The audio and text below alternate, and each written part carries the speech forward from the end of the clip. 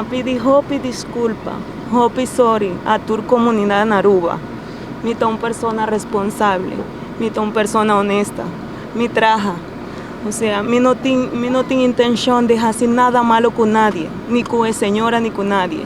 Sí, me vir espantar, para ese me vai, pero ese no está. O sea, botinco pasa por un proceso así, para por guac, Kiko ta Kiko. ¿Entiendes? Me pidi hopi disculpa, hopi sorry a tu comunidad en Aruba, a tu gente, a la familia. Me lamenta hopi, ¿no? Está 3 años de mi vida que mi no por viva igual, mi viva hopi triste, mi no por salir, mi vida discriminar, tu gente mira mal, ¿me entiendes?